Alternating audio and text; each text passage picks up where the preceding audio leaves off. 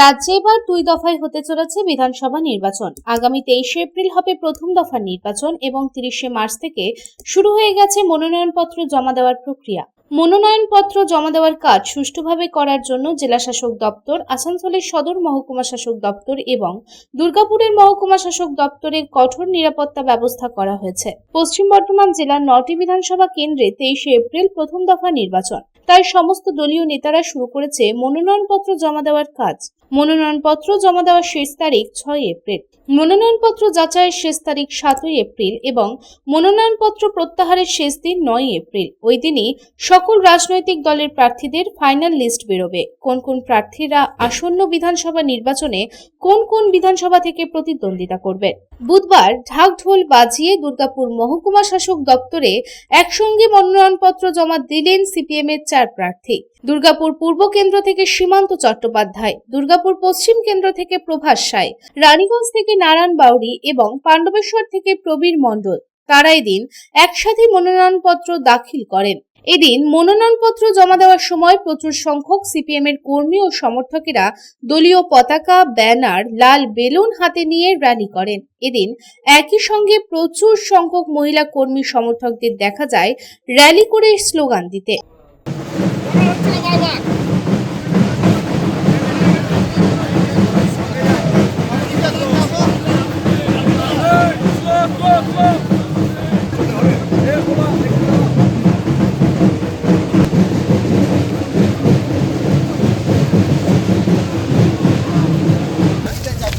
এই দরজাটা খুলতে হবে না, নাকি বড় গেটটা খুলতে হবে না? থাকে ক্যান্ডিডেট হচ্ছে নাও এক চারজন করে জনকে আছে চারজন লোক আছে যাদের নাম দুই বুদা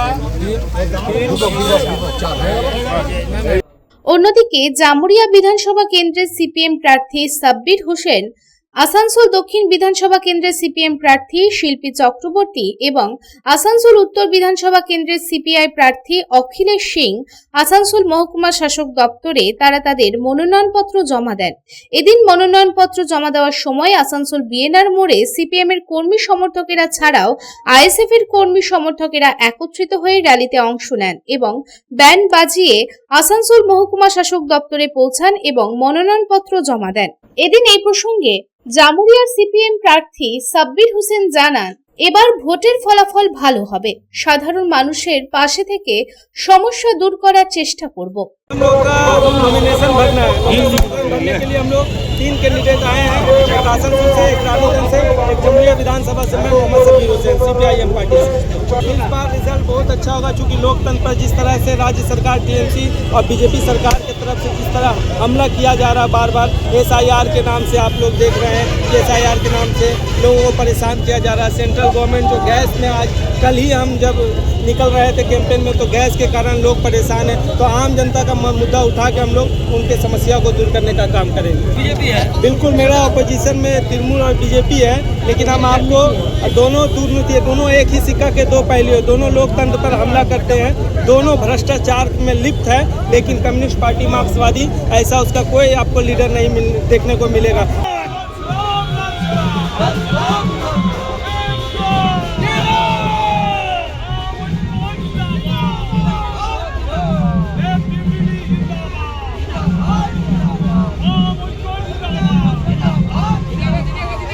দুর্গাপুর থেকে সাধন রোজ এবং আসানসোল থেকে সন্তোষ মণ্ডলের রিপোর্ট, পাবলিক টাইমস।